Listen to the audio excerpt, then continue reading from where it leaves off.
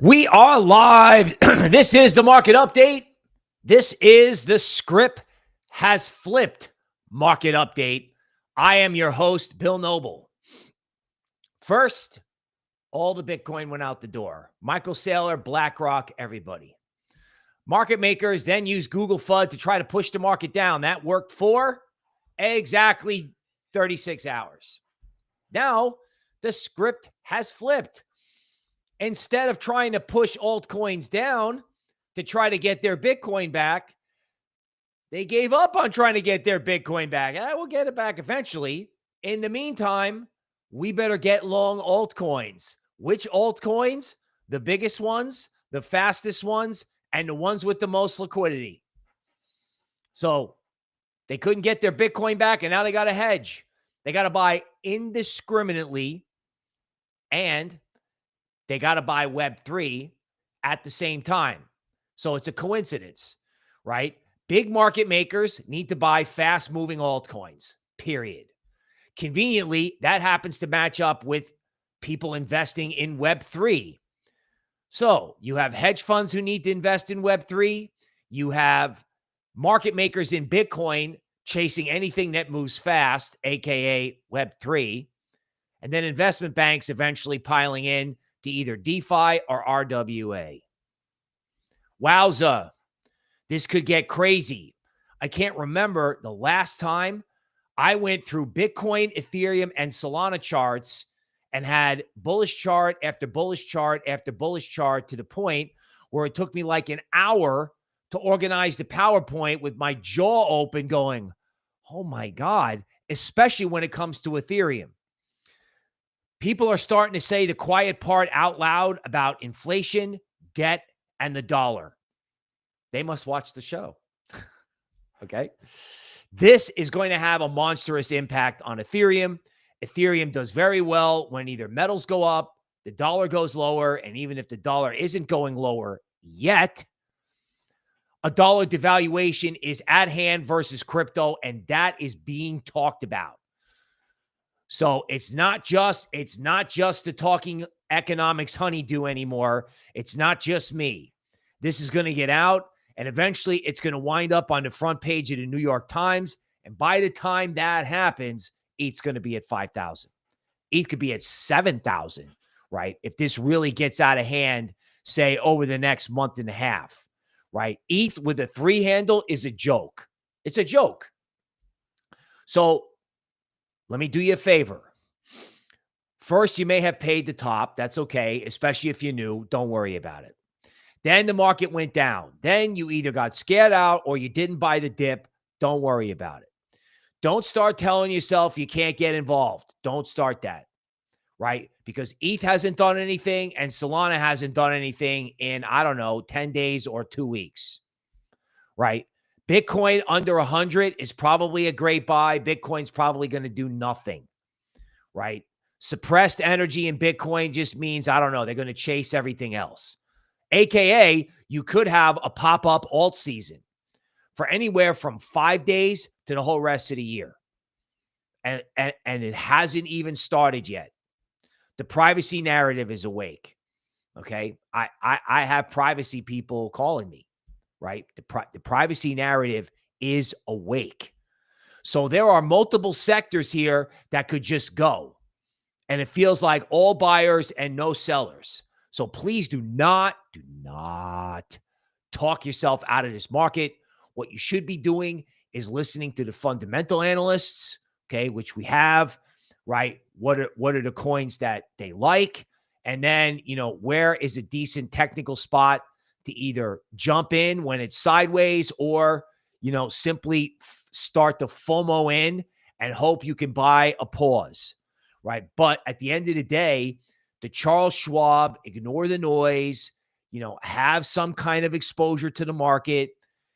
Time in the market is more important than timing the market. Everybody wants to buy the low. Everybody wants to sell the high because that's what everybody brags about on crypto Twitter. Wrong. Okay. Time in the market is more important than timing the market, and ignore the noise. First, we had bearish noise. Now we may have bullish noise. Just listen to the fundamental analysis. Okay, let's talk about who is here. Seth, Alexandra from Europe, welcome. Diogo, Gavin, Yav, welcome to the show. Thomas, SG, the OG on this stream when we had one person on. David, what's going on? Old Smoky, Sam, Desiree, Zeus, Miguel, hello, Ash, Pablo, Jessica, good morning, Malik, Shelly, Robert, good morning. Javi is here as well, I believe. Welcome, sir. Welcome. Felix, Kirkville, hi there. Okay, news, let's go.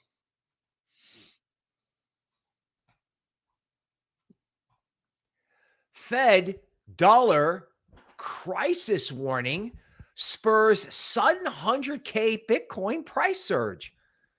What? We're changing the value of fiat currencies versus crypto? I wonder who said that? All right, so it's now in the media, and let's review if you're new. Okay? So when you have a debt problem, which everyone does, including governments, corporations, you name it, the only way out of a debt problem is to devalue the currency. Okay?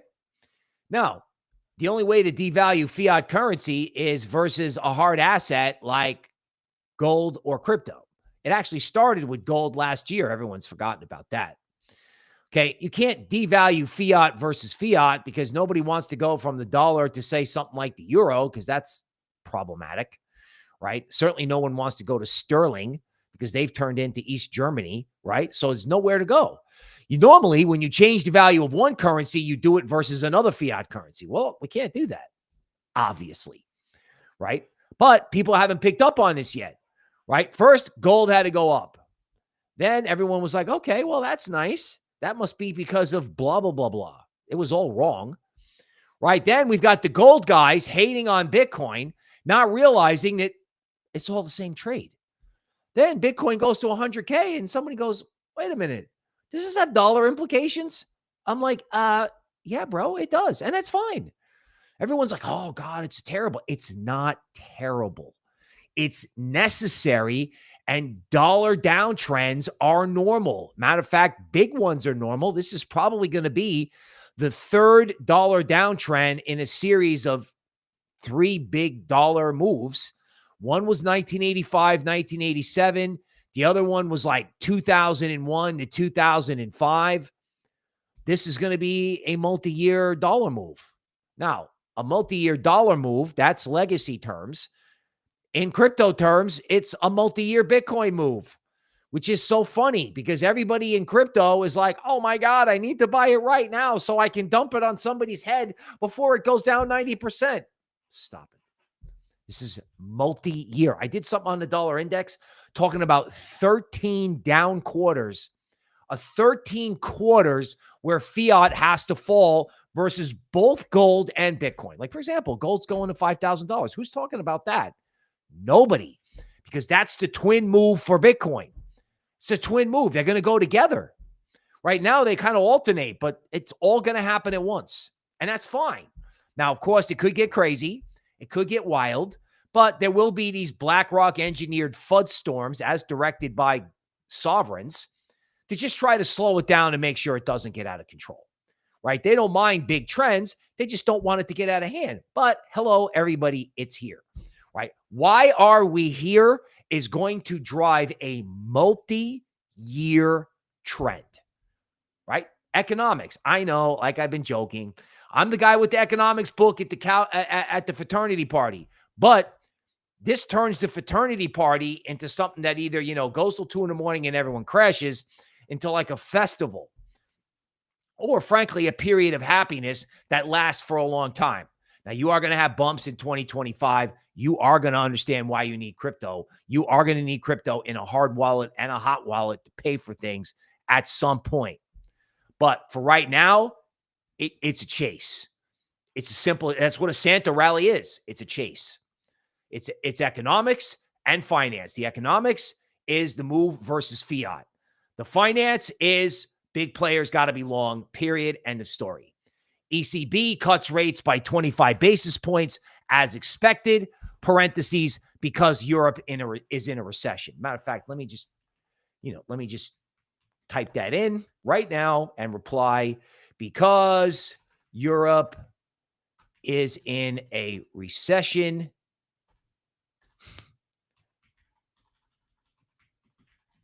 That won't end any time soon. Just to drive that point home. Okay? Germany is an economic model for what not to do. So you've had economics, politics, you've had stuff going on in Europe. You've had people going to, people getting locked up for what they say on social media. You had energy problems in Germany. You had deindustrialization. You have weird immigration issues. Look, the green button, people just, I cannot underscore this enough. The green button and the orange man has changed everyone's mind. It's the two forces, right? One, it was the will of the Americans. If the Americans want something to happen, it's going to happen. Two, right? And if you think the orange man is kidding around about how things are going to be, think again, right? Everybody who has to get on the phone with the orange man better be playing ball or else. Now, the other thing is crypto, right? The Germans, I don't know. They sold all their Bitcoin. I don't know if we talked them into it. I don't know how that happened. But over there in Europe, there's a lot of good news, right? The people want something different. They do. And regardless of what the sovereigns have done, every sovereign has screwed up. Everyone, especially ours. So this is all changing because you know what they're going to do over there in Europe? Exactly what they're going to do in America, exactly what they're going to do in China. Oh my God, are they going to do it in China and Japan? They're just going to all hit the green button at the same time. You have no idea how many people are like, oh, wow, I get this, right? No one's listening to me. Boop. It's like voting every day. It's like voting every day. Government spending shock. U.S. budget deficit soars. Worst since ever. Oh, okay. Yeah, they just won't stop. Whatever's going on in D.C., I don't know, man. It's like they're trying to bury the country before an orange man even gets here. All it does is bring the hammer down worse. I mean, seriously, you want to know who's probably really upset about this? Is the Fed. Like, let's pretend, let's stop the darkness for just 1 second and think about what the Fed's job really is, right? They're looking at what Congress and these guys have done. Whoever has done on the fiscal side of things. And they're like, this is an absolute nightmare. These guys have spent us into oblivion. Now, I know that they're out there and they've been doing printing money for a long time. And, they've done things, but they're looking at this going, they're economists, right? Keep in mind. And they look at models for like gross domestic product. And they're looking at how these guys have spent all this money. There's been no job creation whatsoever. You have inflation that won't go down because of this. And then when Elon yanks it all, you're going to have a recession. You're going to have a dramatic slowdown in economic growth. And they're like, oh my God, we got to get out in front of this and cut rates. Right? Just enough so that we have big rate cuts for later. Like when I see stuff like this, it's like, eventually rates are going to 1%. Because they're going to have to pull all of this sugar out. And when they do that, that's when the dollar goes lower, and that's when Bitcoin skyrockets. Now, we're going to have to figure it all out next year about when the stock market has its problems, because the stock market loves sugar. And the orange man is ringing the bell today at the stock market, at the exchange.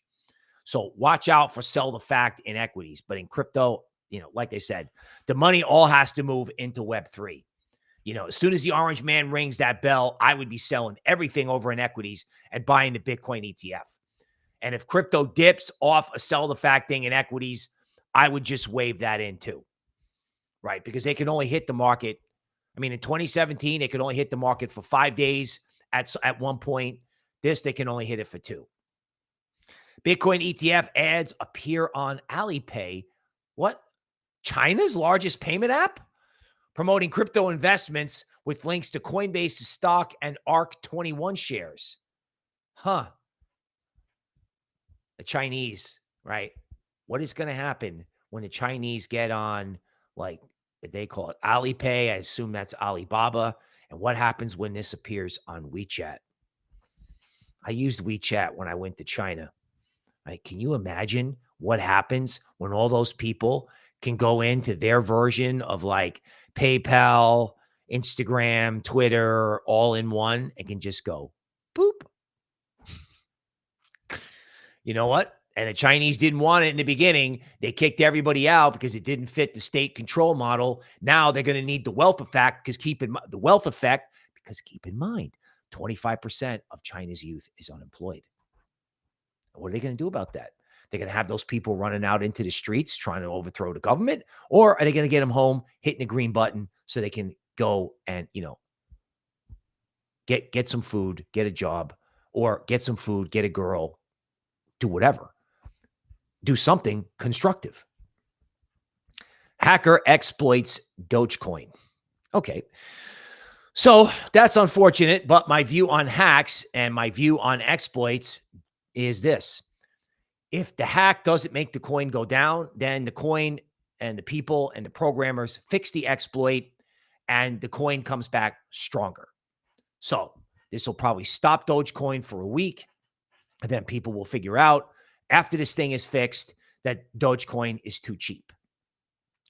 Now, if that doesn't happen, all it does is move the giant big cap bid over to either other memes or XRP, right?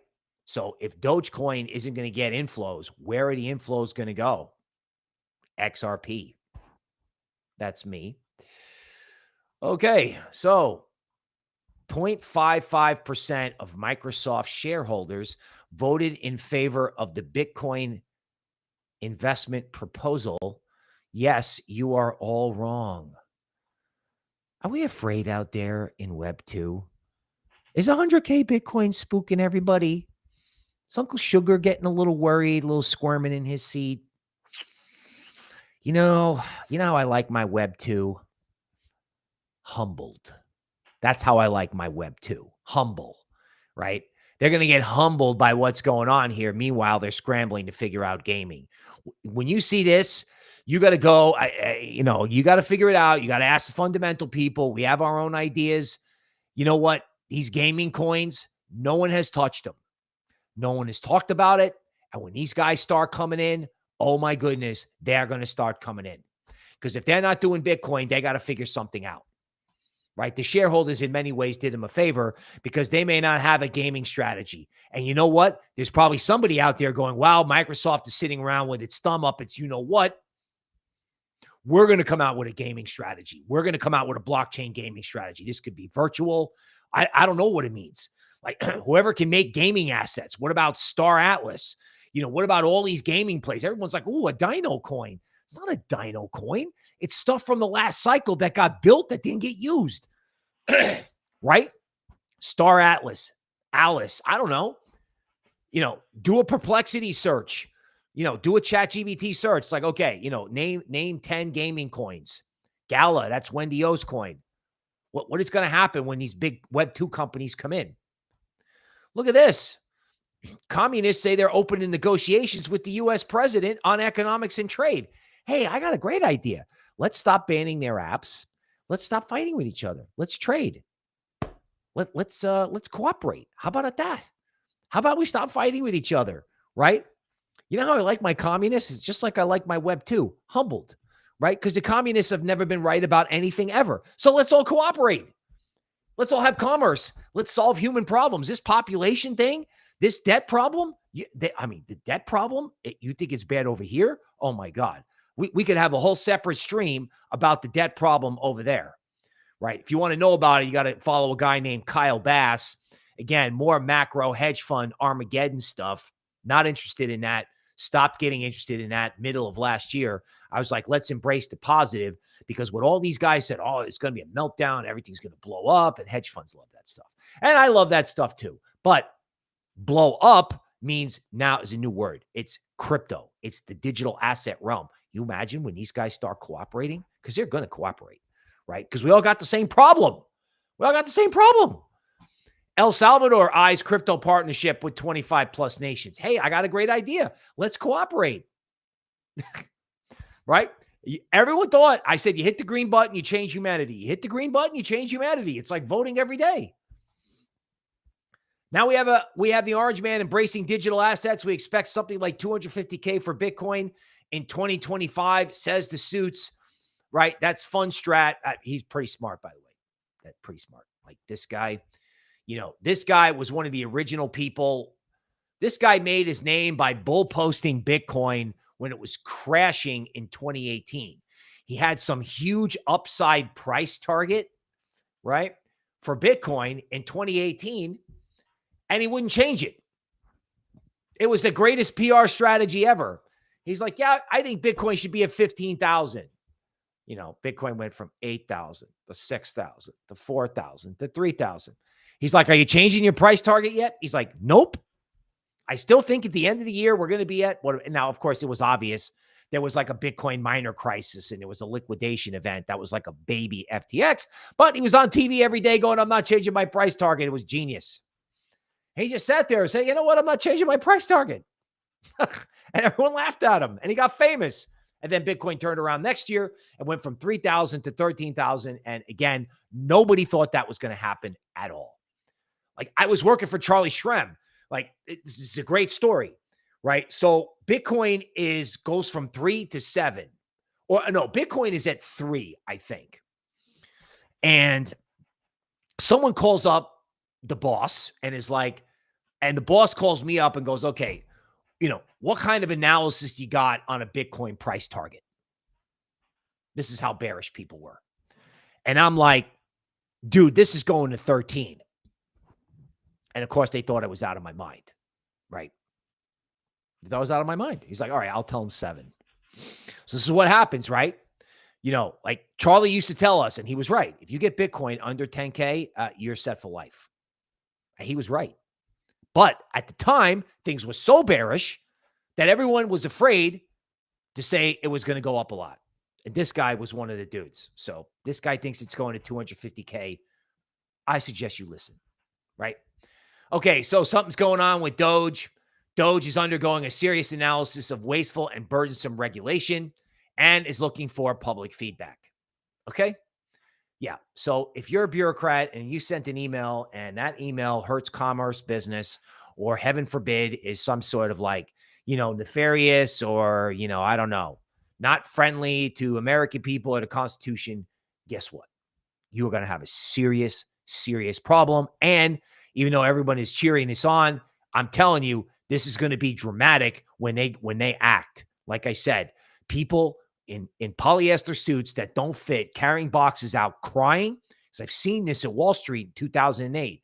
People coming out with boxes who have been laid off is not going to be a pretty picture. Now, everyone's going to cheer and think it's funny, right? Until it impacts economic growth. Okay? Now, again, that works in favor of crypto because that sends the dollar lower. But what these guys are going to do is serious, and it brings into effect why are we here? Because if you understand why are we here, you understand that this thing can go materially higher, like materially higher for years, not days, months, not, oh my God, I got to get out in 2025. I got to sell everything and get out. There are profit-taking points in 2025, but this is not over. It hasn't even started. Goldman's crypto desk goes all out. Focus on crypto. In light of the upward price trajectory in crypto markets in November, on the back of market expectation with regards to potential prospects and policy implications under President-elect, we flagged GS's capabilities to professional investors in approved jurisdictions. Okay? So, what does that mean? That means Goldman is really good. Futures, exchange-traded products, market data and content. Okay? I used to work for equity derivatives at Goldman, 12 years. When you used to, I don't used to go to the office like, I don't know, 3 times a year. And they have a building at 200 West. When you get off the elevator and you look at the equities trading floor, just equities. I mean, it is like, it's like half of a football field of rows and rows and rows of people. That's just stocks, right? It's like mind-boggling, huge, right? And then you'd go upstairs, and then you'd have another floor that was just bonds and currencies. Can you imagine what happens when people of this size start getting involved in crypto and have to do market making, DeFi? I mean, Galaxy Digital is the leader in this stuff. Galaxy Digital is the Goldman Sachs of crypto. So can you imagine what happens when Goldman has to come in and double down, and Goldman has to try to become the Goldman of crypto? You know, you want to know what to do in crypto? You want to know whether or not you should sell when it goes down? Go take a trip to Manhattan.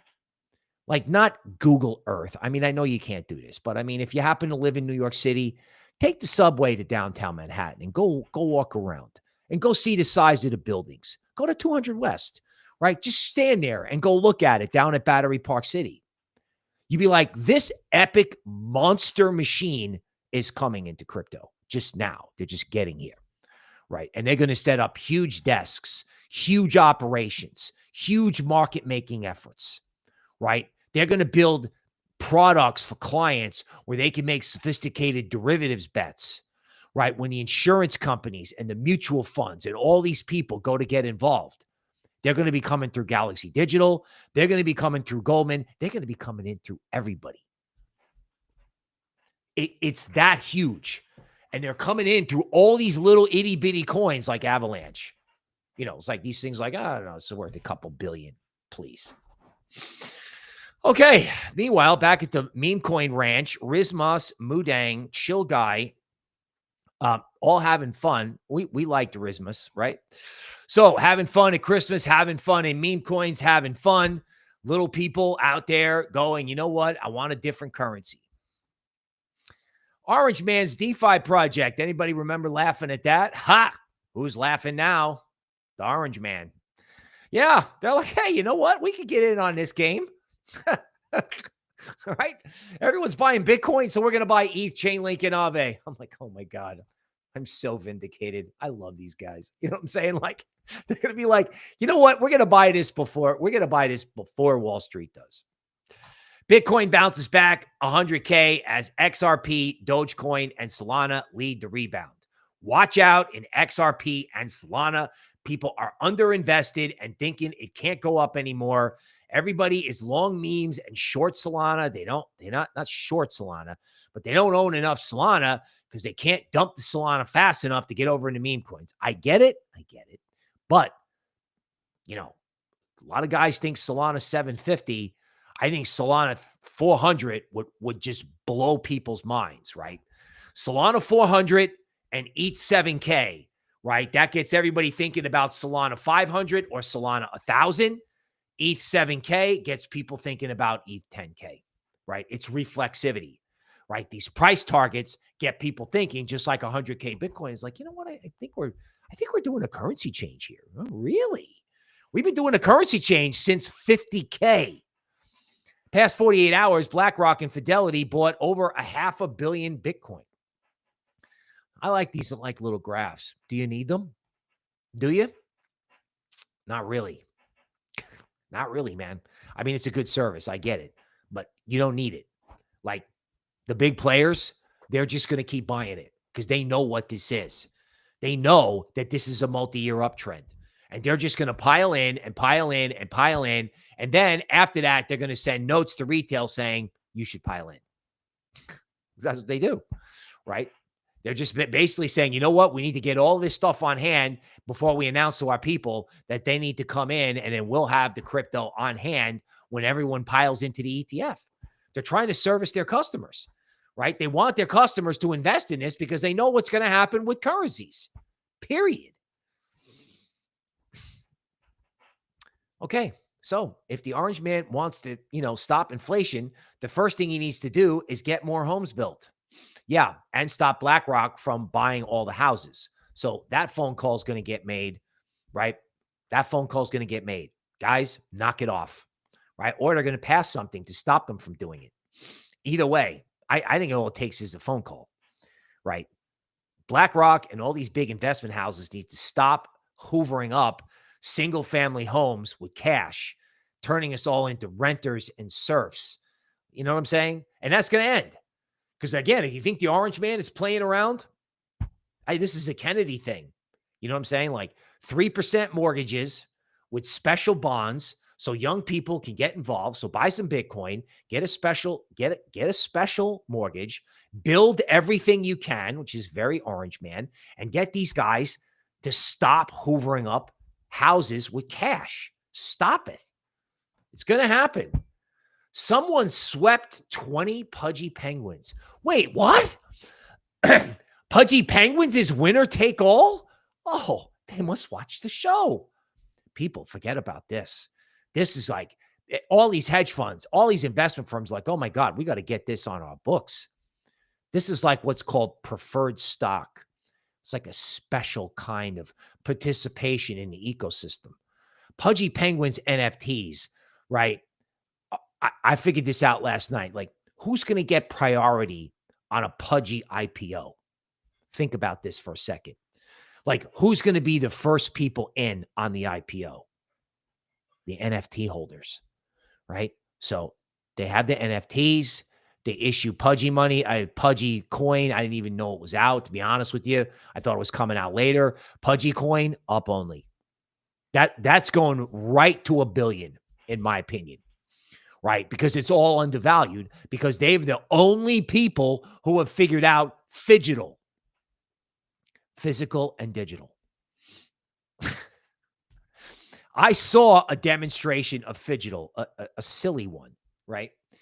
Where, it was in fashion, and somebody stood up and said, yeah, we're going to sell fashion items in Decentraland. And you can buy the little article of clothing in Decentraland for your avatar. And then after you do that, we'll ship you the physical version. We'll send you the jacket. And stands up this 6-foot Italian supermodel. And welcome to the first Web3 phygital model, wearing a jacket with a QR code on it, from the original artist. And they said, yeah, this is a new concept. It's called phygital, physical and digital. Little guy innovates, big guy, pudgy penguins, wins. Toys at Walmart, IPO coming soon. MicroStrategy's primary job is to bridge TradFi markets to the crypto economy via Bitcoin. You're going to have to start listening to this guy.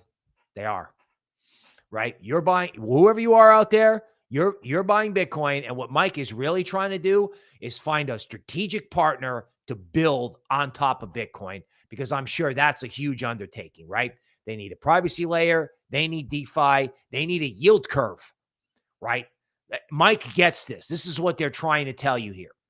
And I've been saying this for years, right? In order for Bitcoin to really become a world's strategic asset and reserve currency, you got to have a yield curve, right? What makes a currency a currency? Well, you have to be able to take it down to the bank, deposit it, and get an interest rate. Or you have to borrow it and pay interest, right? It's basic finance. You need a yield curve. We need a Bitcoin yield curve. Oh my God. Can you imagine the day that they announce that they're going to have a Bitcoin yield curve, that they start issuing bonds denominated in Bitcoin? El Salvador should do it.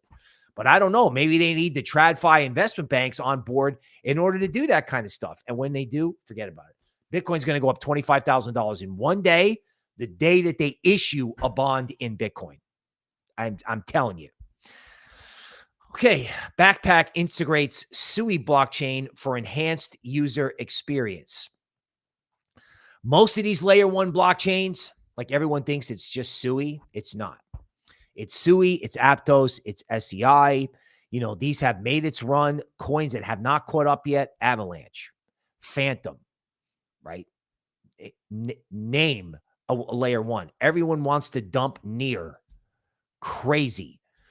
Near was supposed to have solved a lot of the problems that Ethereum did. And of course, no one wants to buy Ethereum, which is insane, right? Little coins lead. Sui is little, right? Little coins lead, big coins follow. I mean, what did Sui go? Top 10? Sui leaped over everybody, right? Everybody had XRP caught up to Bitcoin or Ethereum, mainly Bitcoin. XRP caught up to Ethereum. Now what's going to catch up with Sui, right? The leadership. It's like equities, right? The leaders lead and then everyone else follows. And I don't think anyone gets this yet. Like Polkadot up like what, 5-6% a day? It's not going to stop. It's going to 30. Solana rallies above 230, paving the way for new Solana all-time highs. Traders anticipate Solana at 750. Yeah, man. It occurred to me last night talking to Toby Ward that, there's a lot of talk. Is it going to be Solana and the XRP ETF? Is it one or the other, or is it both? Is Wall Street going to go, oh my God, we need more ETFs. We need to get more involved. What's the best way to get involved? Get more ETFs. How easy is that going to be to get approved? Easy. Like, oh, we can only handle so many ETFs at the same time because we have to go through a due diligence process. Yeah, okay. They're going to get through the due diligence process real quick, and they're going to start IPOing crypto companies at the same time. XRP meme coins to flip Solana, a new era in the crypto space. Yeah, I'm not familiar with XRP meme coins, and neither is anybody else, which is probably why they're just going to indiscriminately moon. The XRP army is, the XRP army is going to be unbelievable, and I don't even know if they can do it, but there's going to be a chain link meme coin. These coins, the big cap coins, are all going to have their own associated meme coins. Like they tried to do it with MicroStrategy. They tried to do it with a MicroStrategy meme coin. They are going to meme out everything in crypto. Anything with a following, anything with the cult, they're going to meme it out. They are. And it's going to explode. Like if XRP goes to $4, what do you think is going to happen in XRP memes? Again, it's so volcanic, it's almost scary. And it's really scary for institutions if they're not involved. SEC advances filings for ETFs. Yeah, absolutely, man. If you want to keep your job. Cryptocurrencies rally. Bitcoin retakes 100K.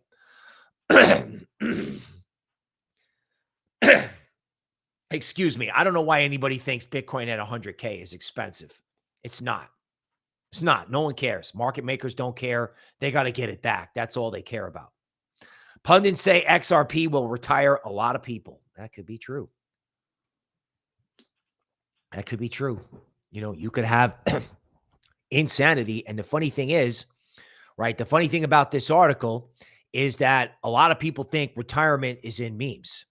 Retirement is in the big caps, is in 50Xs in Web3 meme coins. 50Xs in Web3 and DeFi infrastructure over time. Because remember, you bought NVIDIA in 2014, you got 1,000X over 10 years. 5 reasons crypto dino coins like XRP, Tron, and Cardano are going parabolic. Well, folks, the reason that they're going parabolic is because they're calling them dino coins, right? Now, okay, they don't know what to call them, and they don't understand what's happening. So they call them dino coins. Okay, that's very crypto. That's cool. Whatever. They can't figure it out. They don't understand it. But the thing is, the fact that they don't understand it means it's just going to continue to go higher, right? You want to know how long it's going to take for the Wall Street Journal and the Financial Times, who just got done trashing meme coins? How high is the market going to have to go before the Wall Street Journal and the reporters, right, the economic geniuses, the B+ journalism majors, go, wait a minute. These dino coins are not dino coins. They're Web3 infrastructure. They're actually tech stocks. How high do you think it's going to have to go before that article gets written? I mean, go back to this. How high did crypto have to go before they wrote, oh, gee, this could be a currency revaluation? You know what I'm saying? Like, higher prices create smarter people. The tech gets better as the market goes up. The tech gets better as the market goes up. You know what I'm saying? And then, of course, to round it all out, billionaire founder of Interactive Brokers, which is like a legacy futures company, right? I would recommend that people put 2 to 3% of their net worth into Bitcoin. Notice his age, right? Guys like me looking at this thing going, holy cow, we've seen this before. You best get 2 to 3%. It's actually more like 20%. Guy named Jordy Visser, like the OG of the market update. I used to work with him at Morgan Stanley. He came out with something and people thought he was out of his mind. He came up with 50, 30, 20. 50% equities, 30% Bitcoin, 20% cash or other. And people thought he was crazy. Crazy. You're like, 30%? Dude, you're out of your mind. They haven't even gotten to 2 to 3% yet. How high is it going to have to go before everyone goes, I think we should go 30% Bitcoin? These are guys in suits, financial advisors who, frankly, haven't had to be smart. They don't have to be smart. They just have to sit in the Magnificent Seven. Now, somebody's eventually going to figure out that it's now the Magnificent Eight, and then it's going to be the Magnificent 10. It's going to be the terrific 10. The 7 stocks, Bitcoin, Ethereum or Solana, and XRP. That's the surprise one, right? That's XRP $10 because XRP should be trading at $1 trillion market cap because it's going to get added to the Magnificent Seven. Wow, that sounds like a video I got to make, right? XRP in the Magnificent Seven. It's going to happen. It's happening right now. Okay, let's go to PowerPoint. I can tell this thing's getting robust, man, because when Bitcoin, Ethereum, and Solana take an hour on PowerPoint, it's just, these charts, forget about it. I can't even believe what I'm looking at because this is something that I haven't seen in a long time where one chart breaks out another chart. So Ethereum versus Bitcoin. So let's talk about this formation. So you have what's called an expanding triangle, which when you break out of it, it's very bullish. And it's I can't remember. I don't think I've ever seen a downward sloping expanding triangle. So when you have a downward sloping formation like this at the bottom of a range, it means the market is like artificially suppressed, right? It's like a soccer ball or a football, regardless of how you spell it, pushed down underneath the water in a pool.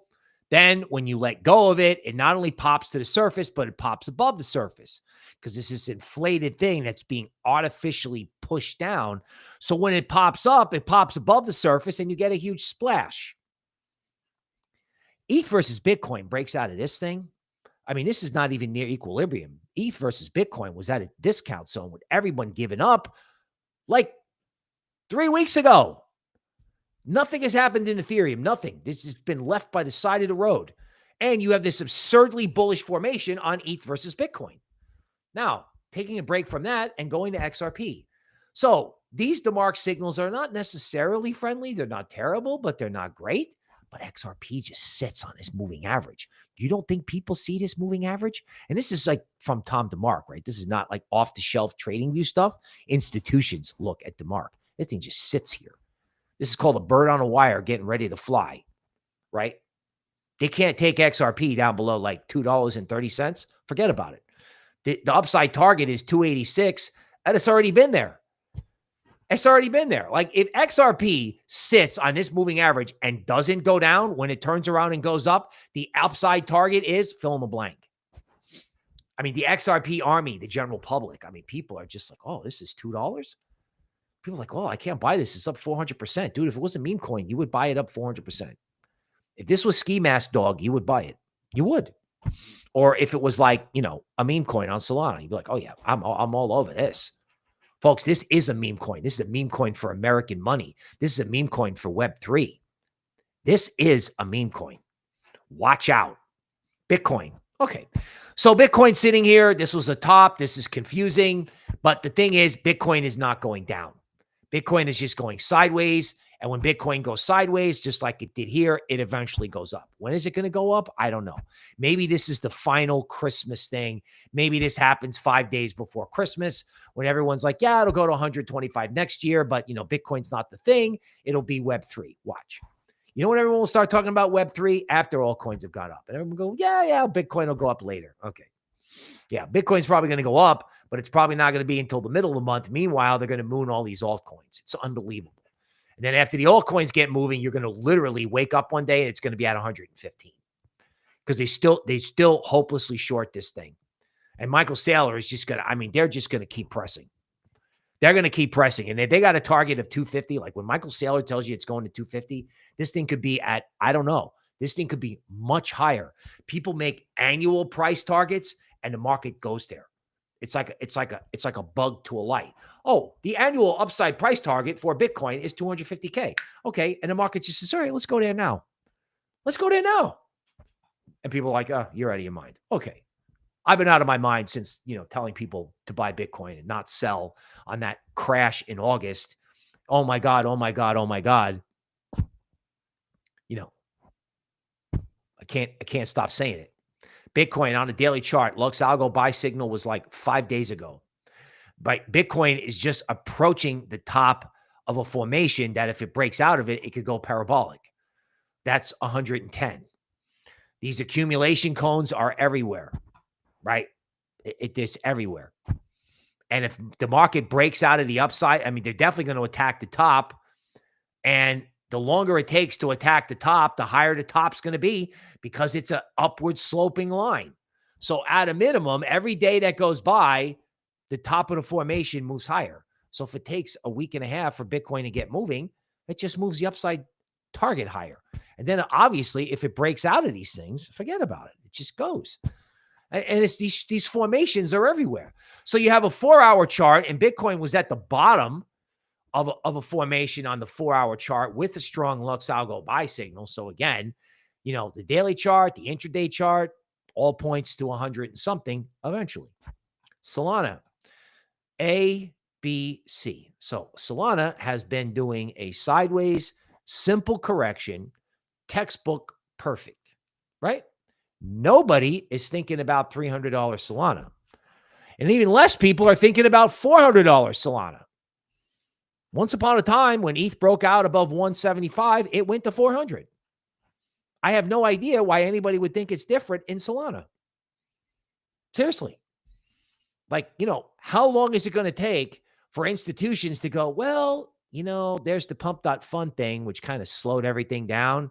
That was kind of a little FUD going on with Solana. It's like, I don't know if this is exactly marketable as an ETF. Well, guess what? You know what will change Solana's marketability as an ETF? Yeah, I'll print at 400. Because Wall Street will go, oh, well, look at this. It's a blue chip. Right? When the pump.fund nonsense stops or someone figures out how to slow that down, like you have to stake a coin, you have to stake a pump.fund coin or stake Solana in order to do more than one coin launch to stop the rug fest, whatever. The market's going to figure that out. Solana, somebody will make a phone call and go, you know what? We need to fix this. Let the market fix it. And if the market fixes it, or it's just going to go up because hedge funds are going to chase it. Hedge funds are like, okay, what are we going to do? Okay, wow, look, Solana's at 232. What's Solana done in the last 2 weeks? Nothing. Okay, excellent. Buy it. That's it. That's what they're doing in equities. Like, okay, we missed Bitcoin. What hasn't gone up yet? Ethereum. Oh my God. Ethereum? I thought that was a currency and Web3 at the same time. The crypto heads don't like it? Oh, excellent. Buy more. Buy it before they figure it out. Hedera, sitting, a bird on a wire, getting ready to fly. ETH hits support at 3,500 and bounces. ETH, a multi-chained breakout. A multi-chained breakout, right? 3,500 support, upside target of an upward sloping wedge, 4,400. Okay, the expanding, the accumulation cone on the daily chart is bigger. The bottom of it is at 2,500, which is where ETH was prior to the election, because again, ETH was never going up because ETH was dead, right? Okay, and then the top of this formation is 4,400. So if ETH breaks out above 4,400, it could just keep going. And then on the ETH weekly chart, you have the same formation with a target of 5,300. So if you follow this, right, the breakout, the Lux Algo buy signal on the 4-hour chart is going to trigger a move to the top of this cone at 4,400, which will probably trigger a breakout to the top of the cone on the weekly chart, which is 5,384. And then if you have a monthly close above 4,000 on the monthly chart, what stops the market at that point? Nothing. There's the all-time high from 2021 at 4,500. Who cares? The all-time high from 2021 in Bitcoin was 6,900. Nobody even remembers that. You went up to somebody in a bar, I said, hey, remember when we thought 70K in Bitcoin was high? And you'd be like, I remember that. That's funny. It's going to happen in ETH. ETH versus Bitcoin. A moving average that stopped this thing for a whole year. Not only have they broken out, they've retested it successfully, but now it's holding and breaking out. This could just explode. You're going to wake up one day and you're going to wake up and ETH's going to be up 25%. Because that's what ETH does. Like when they just decide it's going, this is the history of ETH. It just goes. And ETH has been suppressed, depressed, given up on, left by the side of the road. And BlackRock is probably sitting there going, oh my God, we need to buy all of this now. Because you know what, you think I'm the only person who knows the history of Ethereum? Do you think I'm the only one that sees this radical underperformance? Equities people live for this stuff. They live to go, okay, what's cheap? What hasn't gone up yet? What's the outer consensus view? Yeah, the outer consensus view is JP Morgan, who talked about all year ETH outperforming Bitcoin this year, and everyone thought they were out of their mind. You could have ETH at 7K or 10K at the end of this year. Has anyone ever thought of that? What happens if you just woke up and you had an insane parabolic in ETH? Who's talking about that? Now you're like, okay, Bill, well, you're a moon boy and that's crazy. Really? XRP went up 400%. If I had said on November 4th, the day before the election, when Benjamin Cohen was calling for altcoins to go to zero, if I had told you XRP was going up 400%, what would you have said? You wouldn't have said anything. You would have logged off and never listened to me again. So if you don't think ETH can just smoke, privacy coins, Zcash. I talked about a privacy coin on my channel. Okay. And, I didn't think it worked out. I mean, it did, and it didn't. I still like the project, but my phone's now ringing off the hook. Privacy projects are like, oh my God, privacy's awake. Who is this guy? You don't think privacy's coming back? Privacy is coming back massively. Cardano breaking out of a formation. Look at this. This thing goes up. You can't see it, but it goes up. It comes out of this. This is a weekly formation. Then it comes back down and retests it here, right? Because, sell everything. It's over. It's a top. Oh my God. Blah, blah, blah. Quantum computing, whatever. Everyone has already forgotten about that. This guy is the primary. Everyone's like, oh, the czar. Who do you think the czar is getting his information from? Like, yeah, he was an early investor in multi-coin capital. He gets it. But when we're talking about implementation of blockchain, right, at the sovereign level, who are they going to be talking to? The guy that runs Cardano. And Cardano, it is not a rug chain. It's not even like Ethereum, right? They tried to make it so that you could build serious things on it, like healthcare records or whatever. Like, do you realize that this guy who runs this project is going on Joe Rogan? Everyone has forgotten about that. This is happening. And everyone was selling this coin 2 days ago. Now they're like, oh my goodness, it has to get to $1.50 to get to like balance zone equilibrium on Lux Algo. And BitBoy pumped this thing to $3 just by getting on saying, you know what, I think this is going up. That's it. Charles Hoskins believes everything he says. I'll never forget it. BitBoy said, when I interview this guy, I believe that he believes everything he says is true. about the future of Cardano. So, okay, good luck fading this. Avalanche weekly. They have a C chain for security tokens. And this is like super fast. Everyone's like, well, what meme coins do they have on Avalanche? Okay, that could be a good question. They have a partnership with Amazon. You can Google this stuff. What is going to happen when everyone wakes up and his hedge funds come in and start buying this stuff? You know what I'm saying? Like, hedge funds are going to look at anything and they're going to say, okay, what was the March high? Okay, it was 70. Where is this trading? At 50. Buy it. Where's the 2022? This is the pre-FTX high. What's the pre-FTX high in Avalanche? 110. Wow, really? So in other words, in order to unwind this, what I would call bearish excess, in other words, for new people in crypto, FTX in 2022 was a system-wide liquidation. That means everybody was leveraged, everybody was long, and then there was an event where people couldn't meet their requirements, their margin calls. There was a credit event. People couldn't get paid back. So in other words, every asset had to be sold to pay off debt on bad speculative trades. You had artificially induced selling that had nothing to do with the value of crypto. This had nothing to do with what anybody thought about Avalanche. This was like, oh my God, I need to sell because everyone else is selling because the whole system is melting down. So a hedge fund's going to look at this and go, okay, well, this is at 50 and it used to be at 110. So in order to unwind the bearish excess, it can double. It can double. And everybody was selling this week. They couldn't sell fast enough. Like, oh my God, please take my Avalanche right into Lux Algo support. It's just why I'm like, don't let them get your crypto. They were just standing down there waiting for you. Oh, thank God we got some of this. Now we're just going to go after it. We're just going to market buy this stuff because we cannot underperform. It's like, think about these streams, right? These streams during the range. I mean, I used to be done in a half hour. Now I can't get through the news and Bitcoin, Ethereum, Solana, and XRP in an hour. Take 2 hours to literally go through everything. It's unbelievable. It's unbelievable. James, you're late to the party. No, you're not, man. You're never too late. You're never too early. You're right on time. Riyadh says, downtown New York City by Wall Street is the economic engine of the world.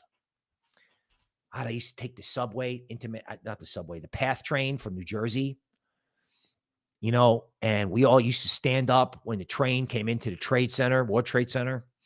And that guy would say, this is the World Trade Center train. Watch the doors. The doors would open and all these guys with wingtip shoes with taps on them would march out fast because market people would go to work early, 7 o'clock, right? For meetings, right? Investment bankers and whatnot showed up later. So you would literally be marching on these marble floors with all these taps and all these wood bottom shoes clanking.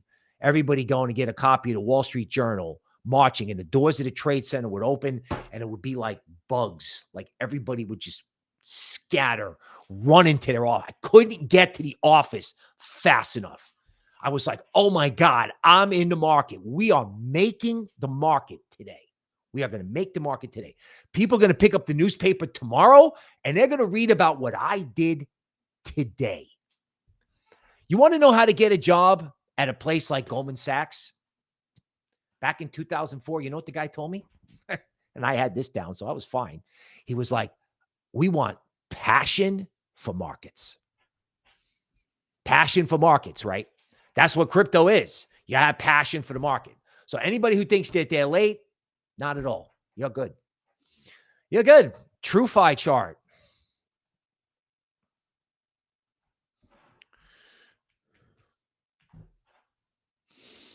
Okay, so TrueFi.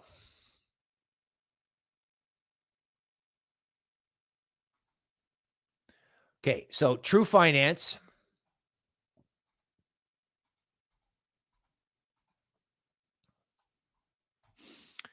So this is a daily chart. And everyone's frustrated because it hasn't gone up yet, but don't worry. If our fundamental people still like this, I don't know what stops it. Money flow has just started to come in, right? Just started to come in. Ski Nice, quiet consolidation. I think Brian did some kind of tweet that said, watch out when this thing wakes up, right? So, Trueflation, basically hated this project. But the thing is, you've hated it and now it's done its thing. And who knows? This might wake up. I'm sure people who have owned this, who have underperformed, they will want to just, they're pulling their hair out. But this is now basically the bigger the base, the higher in the space. And if this project was ever going to get its act together, if it ever does, it's going to go up a lot. Right. But, the fully diluted market cap of this has now adjusted to where it's reasonable. I mean, this thing was worth like $1 billion at the top. Now it's reasonable. But, you may wait a while for this to wake up. So I wasn't sure which one you were asking for. But, the base coins, the coins that these guys like, you got to look at them. All right, people. That's an hour and change. Wall Street is coming. Wall Street is here. If you understand that, then you understand what to do. If you're saying to yourself, I don't know anything, that's not true. This is just like equities. Wall Street is coming for an undervalued market. That's it. You get any type of decent fundamental research, which you can get right here. Time in the market is more important than timing the market. That said, moving sooner rather than later and getting involved on dips is important. We'll see you tomorrow.